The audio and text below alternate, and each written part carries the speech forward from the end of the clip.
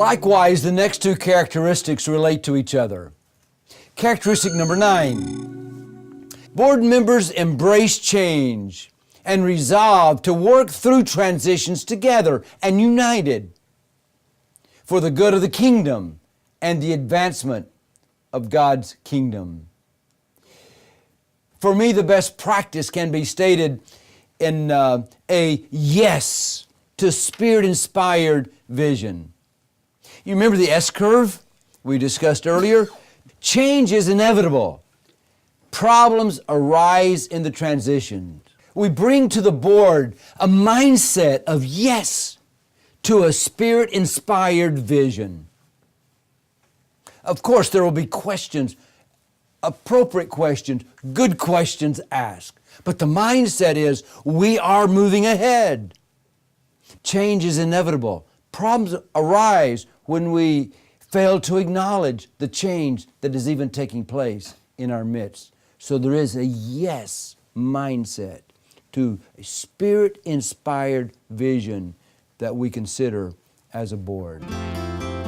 I think the major strength is the diversity that we have as a board.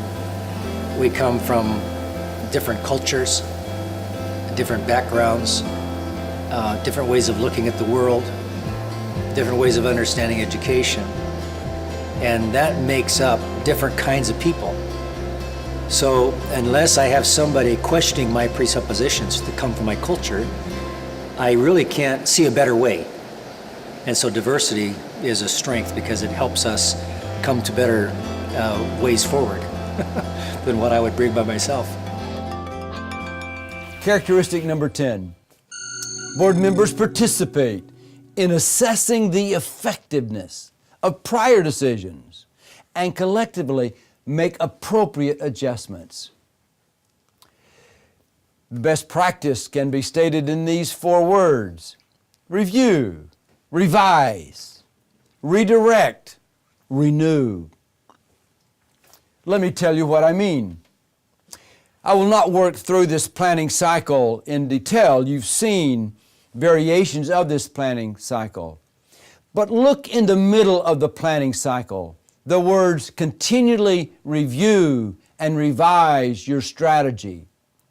That means that as we work through our mission and vision statements, we assess our situation, we analyze the context in which we work, we develop our goals and strategies for our assignments, and we put into place an implementation strategy. At all of these points, we are free to bring to the board, to bring to small groups within the congregation our best thoughts. We seek feedback. We want others to review and even revise what we put on the table.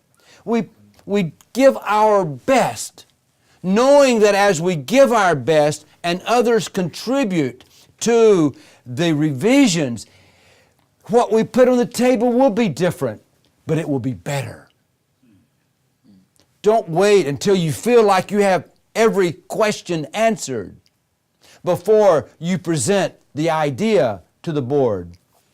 Pastor and board members responsible for planning certain projects bring their best to the board or to groups within the congregation. It is our best, but as we give it and as it is revised, something good emerges. And build into your mindset that review and revision is not bad. It's necessary to bring forth the very best that our church, our organization needs. Characteristic number 11.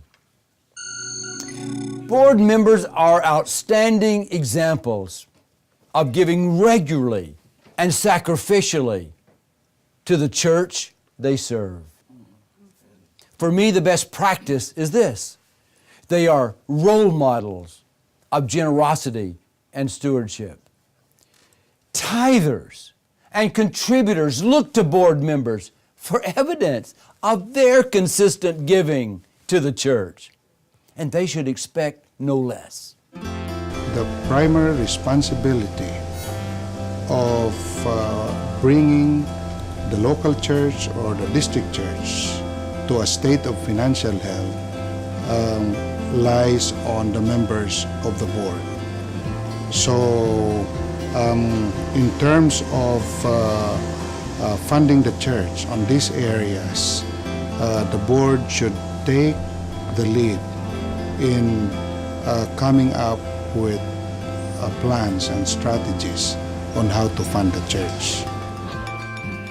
And characteristic number 12, board members develop new leaders for increased responsibilities and commitment to the local church. The best practice is stated in 3 words, but 3 powerful words. Pass it on. Pass it on. Reproduce yourself as a passionate advocate for the local church and its mission. Board members look to others to bring them in increasingly to leadership assignments and leadership roles. You engage in passing on to others what you have been blessed to receive, even in the leadership of the local church or the ministry or organization.